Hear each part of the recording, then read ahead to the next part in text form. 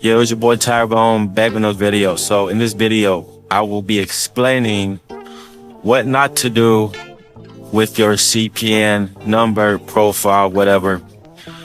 The biggest mistake you can do with the CPN is applying for too many credit cards. So you apply for too many credit cards, you're gonna add more hard inquiries.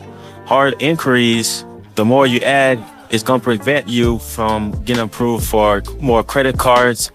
And each hard inquiry will subtract 3 to 5 points off your credit score. So if you have 10 hard inquiries, that's 30 to 50 minus the credit score you have now. So let's see, you have a 700, you have 10 hard inquiries, boom, you have a 660 credit score right now.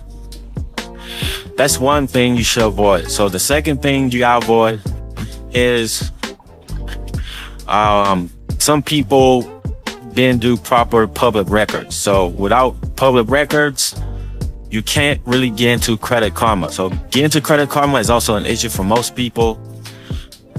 You won't have to apply for a lot of Credit Karma public records, okay? Store accounts, Walmart accounts, Target, anything that has an account, apply for them. Okay, you want at least 50 to 100 accounts. It's time consuming, but it's worth it, man. Either do that or just buy one, but most people want to do the cheaper one.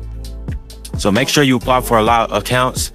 And most people have a problem with Tradelines not reporting to all three bureaus. Like some can't even get it reported to Equifax or TransUnion, right? Or some people only got it reported to one credit bureau.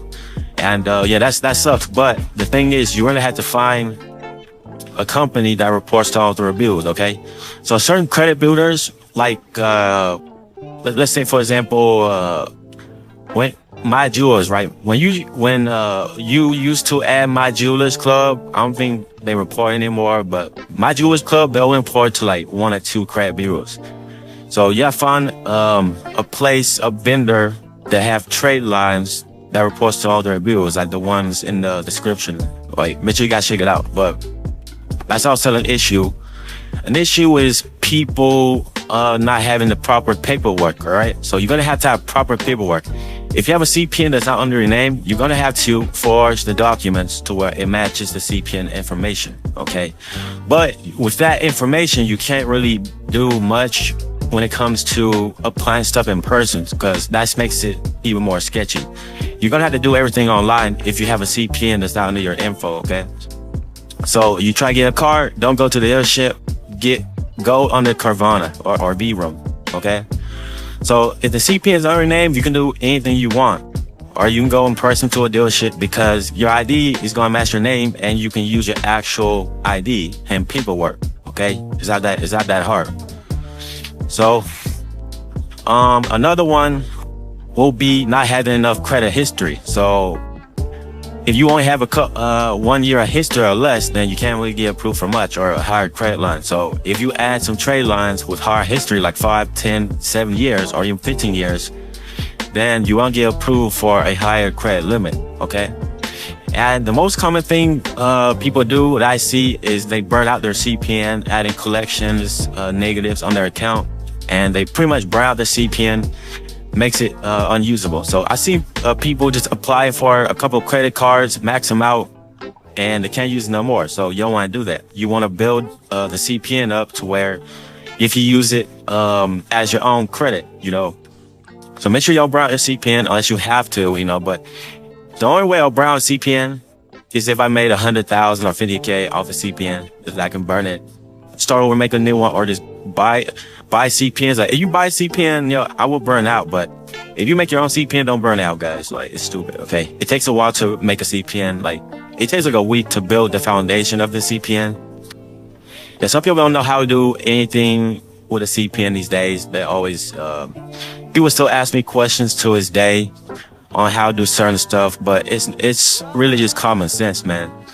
You have a good credit score, 700, 800, you have long history, you have open and closed accounts, you make your profile look good, you make the thick profile, okay, like 10 accounts. That's what you need to do. If if your CPN isn't like how it's supposed to be, like it doesn't look good, if you don't have much on there, man, you can't really get anything besides an apartment, pretty much, you know. So that's the mistakes people do. Very common. I'm gonna see there's another one. Let's see. Yeah, maxing out your credit cards is a big issue. Basically, they max out, they burn out. You max out your credit card, your score can go down to 100 points or even 200 points, worst case scenario. You want to keep your credit utilization under 5%, okay? So yeah, these are all the common issues I've seen. Yeah, but mainly, you know, some people can get in trouble off the CPN too. Like you go to a dealership and the CPN doesn't match your info, or you have a horrible fake ID, you know. But yeah, that's pretty much the mistakes that I want to cover for today's video. If y'all guys need trade lines or need help building your profile, just hit me up. My number's in the description and the websites too. Make sure you subscribe and like the video. Peace out.